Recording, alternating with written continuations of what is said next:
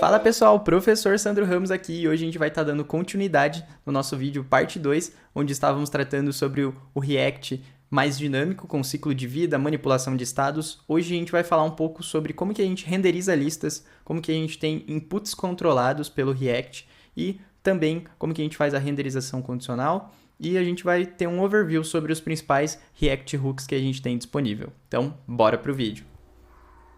Então vamos lá pessoal, dando continuidade no nosso conteúdo, exatamente do ponto onde a gente parou, a gente segue aqui para como que a gente renderiza listas aqui na nossa tela. Então a gente viu lá na nossa aula de JavaScript básico como que a gente realiza transformação em elementos dentro de uma lista. Então, por exemplo, a gente pode ter uma lista de números e querer duplicar elas, criando uma nova lista com todos os valores duplicados.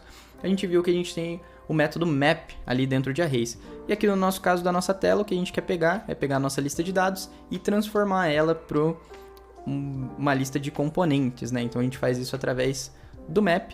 Pode parecer uma sintaxe um pouco estranha no começo, mas a gente vai se acostumando com ela. Então a gente tem aqui a nossa aplicação rodando, do exato ponto onde a gente parou na nossa última aula, para vocês não acharem isso estranho. E aqui eu já tenho uma lista de objetos, para a gente só simplificar aqui o nosso código e não perder tanto tempo criando ali a nossa lista. E aqui a gente pode chamar de carrinho. Então a gente remove aqui isso que a gente já tinha. E aqui a gente vai fazer a renderização de cada um desses itens que a gente tem ali dentro do nosso array de produtos. Então, produtos.map. Para cada item que eu tenho dentro de produtos, eu vou criar aqui uma arrow function onde eu retorno um componente JSX. Então é importante que a gente coloque parênteses, assim como a gente retorna o nosso componente JSX aqui, estamos também retornando um componente JSX aqui. E a gente pode colocar um span com um P, e dentro desse P aí a gente pode ter aí o nome do produto, então item.nome, que vem justamente aqui dos nossos atributos, e também a gente pode ter aqui o preço desse item, que é basicamente nosso item.valor. Beleza? Então olha só, já temos aqui renderizando cada um dos nossos itens e falta uma propriedade bem importante que a gente vai colocar aqui dentro do nosso primeiro item, que se a gente for lá no nosso navegador a gente vai ver que ele vai estar reclamando com a gente, que é basicamente, ele vai estar falando que cada elemento filho ele tem que ter a propriedade key única. Então o React ele usa isso aqui para quando a gente manipular, por exemplo, esse cara aqui, excluir ele, o React não ter que renderizar toda a lista novamente, né? Ele vai lá e atualiza só esse elemento aqui que foi excluído, por exemplo. Se ele tem o atributo key, o React consegue ir lá e fazer isso aí de uma maneira mais direcionada, poderia-se dizer desse modo. Então a gente tem aqui o atributo key, que ele tem que ser único. O que a gente tem único dentro aqui do nosso item? Os seus respectivos IDs. Então a gente tem aqui, ó, item.id. Se a gente recarregar ali a nossa página, a gente vai ver que esse errinho aqui ele já sumiu, ok? Então, seguindo aqui com os nossos conteúdos de hoje, a gente viu ali sobre o atributo key e também a gente tem a questão da renderização condicional. Então, a gente tem o operador ternário, que vamos dizer uma maneira simplificada da gente criar ali os nossos ifs, mas isso a gente pode fazer aqui dentro do próprio código. Então, fica algo bem interessante. Então, lembrando o que é um operador ternário. Nós temos uma condição, que ela vai retornar um verdadeiro ou falso, ponto de interrogação, como se fosse uma pergunta, tipo, está logado? Se ele está logado, a primeira parte aqui que nós temos, que é essa parte aqui, é a condição verdadeira, 2 pontos, condição falsa. Então, está logado? Se está logado, mostra o painel do usuário. Se não, mostra o botão de logar. Então, o que a gente gostaria, por exemplo, quando a gente está fazendo um carrinho? A gente gostaria de bater aqui na tela e esses dados não vai acontecer na hora. Então a gente pode simular aqui um exemplo de como que seria a gente buscar esses dados no back-end. Apenas uma simulação, não vamos nesse vídeo buscar dados no back-end ainda. Então olha só, como é que ficaria? A gente teria aqui um estado, porque quando ele mudar a gente vai renderizar um componente ou outro. Então const carregando, set carregando. E aqui a gente tem esse nosso estado. Use state true, está carregando. Depois a gente muda para... Então a gente tem aqui nosso operador ternário, carregando. Se está carregando, eu quero renderizar um componente de um H3 ali, escrito carregando. Opa. E 2 pontos, senão eu quero renderizar minha lista, porque daí eu vou ter todos os itens. Então eu posso só pegar esse carinha daqui, ó, e jogar aqui pra cima. Como já tá dentro de chaves, eu só venho aqui e removo as minhas chaves, ok? Então, vamos só indentar aqui. Fica dessa maneira. Condição, primeira parte se verdadeiro, 2 pontos, a nossa outra condição.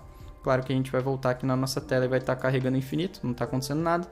Mas a gente pode lembrar de uma funçãozinha que é a setInterval, que ela vai estar executando alguma função depois de um determinado período de tempo. Então a gente pode jogar o set carregando aqui para false e joga aqui a cada 5 segundos. Então vamos ver como é que ficaria isso aqui, ó. Simulando o nosso back-end. Foi lá, buscou os dados, retornou os dados, apresenta eles em tela. Beleza? Claro que a gente não faz isso aqui dentro do React. Isso aqui é só um exemplinho para vocês. Esse setInterval aqui, se a gente coloca ele só solto aqui dentro do nosso componente, a cada re-renderização que a gente tem na tela, ele vai criar esse cara aqui milhares de vezes. Então, a ideia é que a gente coloque ele dentro do useEffect, que a gente vai passar ali daqui a pouco na nossa aula para saber o que é o useEffect, mas a gente coloca dentro do useEffect para ele só executar e criar esse setInterval só quando abre a tela. Tranquilo? Quando o componente é carregado. Daí ele só cria uma vez. Aqui ele estaria criando várias. Foi só a título de exemplo a gente fazer isso aqui. Beleza? Ok. Então, aqui a gente pode jogar pra gente sempre ver os nossos itens ali. Porque a gente vai fazer a manipulação aqui dos nossos elementos. A gente vai adicionar novos itens pra gente entender como é que funciona inputs controlados. A gente tem também ali o operador com os 2 e-comercial, que só vai renderizar aqui, por exemplo, notificação quando tem novas mensagens. Então, se tem novas mensagens é falso, não aparece nada. Mas normalmente a gente faz o operador ternário porque a gente precisa, né, ter ali os nossos itens. E aí, como que a gente lida aí com os nossos inputs? Antes a gente tinha que pegar o JavaScript, capturar lá o bendito do input, pegar o valor dentro dele e daí utilizar aquele valor de alguma maneira que a gente necessite, utilizando o JavaScript puro. Aqui a gente tem que tornar um input controlado pelo React. E como é que a gente faz isso? Nós temos que criar um estado. Então a gente cria aqui o estado do valor que a gente quer receber nesse input. Então eu quero receber o nome do produto. Então set o nome do produto. E aqui a gente cria um estado que, se ele vai receber strings, então ele é uma string, ok? E aqui a gente vai ter o nosso input controlado, que a gente cria ele aqui. Nosso input, tipo text, o value dele, ele vai ser... Opa, vou jogar aqui para baixo. O value dele, ele vai ser o valor do nosso estado. E aqui a gente vai ter a função de atualizar nosso nome produto. Opa, que ele vai estar dentro do nosso onChange. Então, sempre que o nosso input mudar, a gente quer pegar o valor do evento. Que lembre-se, o evento ele está fazendo referência ao evento de mudança que aconteceu dentro do input. E quando a gente pega o event.target, o target ele faz referência à tag que está originando aquele evento. Então, a tag que está originando aquele evento é o input. E se a gente pega o input e pega o value dele, a gente tem o valor que tem dentro do input naquele momento que a gente está digitando. Então a gente pode pegar esse cara e atualizar ali com a função de atualização do nosso setState. E com isso a gente já tem um componente controlado. Vamos ver se isso aqui está funcionando. Então, nome produto. Então, a gente pode vir aqui, ó. A gente está vendo que já é um componente controlado ali pelo React. Ok? Então, ciclo do componente controlado. A gente cria um useState que guarda o valor atual do input. O atributo value do input está ligado a essa variável de estado. O evento de onChange lá, que cada vez que a gente digita está acontecendo, chama a função setState que atualiza o valor ali do nosso item para cada tecla digitada. E aqui a gente parte para relembrar como que funciona a questão da imutabilidade que a gente tem que respeitar no momento que a gente está atualizando as nossas listas. Então a gente tem uma lista ali que são os produtos e a gente deseja atualizar elas. Se a gente quer adicionar um novo elemento, a gente tem que criar uma nova lista com esse novo elemento e utilizar os set produtos lá para atualizar. Se a gente quer filtrar, a gente vai chamar o set produtos, porém criando uma nova lista a partir do filter. O filter, este método filter, ele devolve uma nova lista. Ok? Então vamos fazer o exemplo aqui. A gente já viu o filter na nossa aula passada, a gente já viu também como criar novos arrays, mas aqui a gente vai fazer o exemplo só de adicionar um novo item aqui dentro do nosso produtos. Nosso produto aqui ele só era um exemplo de um array, de um JSON que volta do back-end, por exemplo. Mas aqui agora, como a gente deseja manipular ele tem que ser um estado, senão a gente não vai ver a atualização em tela. Então, produtos, set produtos. Ele é um use state. Sim, podemos ter state de lista, não tem problema nenhum. Agora a gente consegue controlar ele e a gente pode criar aqui uma function adicionar. Que é adicionar produto ali ao nosso carrinho. O que a gente tem que fazer primeiro? Se a gente tem objetos dentro dessa lista, a gente precisa criar um novo objeto. Ok? Então aqui, ó, const produto é igual, abre chaves para criar objeto. Primeiro a gente tem que passar o nosso ID. Então, aqui, é isso aí mesmo. Aqui a gente vai colocar produtos.length. Produtos.length mais um. Então, se ele é o ID 2 e a gente tem 2 itens, ele vai para o 3. O nome do produto a gente pega de nome de produto. Ok. E aqui no nosso valor, eu vou colocar um valor fixo aqui, mas é claro que a gente poderia estar criando um outro input para estar criando recebendo esse valor de input. E aqui no nosso set produtos, o que a gente tem que fazer? Criar um novo array. Como que a gente faz isso? Utiliza o spread operator, pegando tudo que existe dentro de produtos hoje. Quando a gente abre aqui os colchetes, a gente está criando um novo array.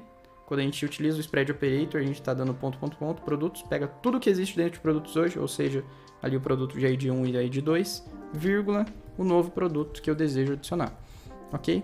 E aqui a gente dá um set nome produto só para limpar ali o input com este valor. E é claro, tem que ter um botãozinho aqui para a gente chamar aqui no nosso onClick, ok? Então, bem tranquilo aqui esses conceitos. Adicionamos aqui esse nosso novo item e se a gente for executar, aqui a gente pode colocar aqui um mouse. Ele já adicionou aqui o item mouse com o preço. Então a gente está conseguindo manipular esse nosso estado. Tranquilo? Então é assim que a gente cria os nossos inputs controlados, ok? E toda manipulação que a gente realizar nessa lista, a gente chama o set produtos ali. E se é filtro, a gente realiza a filtragem. Se a gente precisa atualizar alguma coisa aqui dentro, a gente precisaria ir lá e manipular o objeto. A gente viu isso na nossa aula lá de JavaScript. Mas basicamente aí dos nossos principais conceitos de React a nível de código que a gente viu é isso, e a gente vai ver aqui superficialmente o que mais que a gente tem de outros React Hooks, pois a gente viu apenas o useState. Então a gente tem o useEffect quando a gente quer realizar algum efeito colateral, por exemplo, carregou o componente e a gente quer buscar os dados do back-end quando carrega o componente. Beleza. Ou algum outro exemplo, quando mudar o contador eu quero que execute outra coisa. A gente poderia colocar ali para o useEffect ficar de olho sempre no contador e sempre que o contador mudar a gente executar outra função, por exemplo. Isso é um efeito colateral. O useContext, imaginem que a gente tem um componente pai que passa para um componente filho props, que esse componente filho passa para outro componente filho, essa props que passa para outro componente filho props.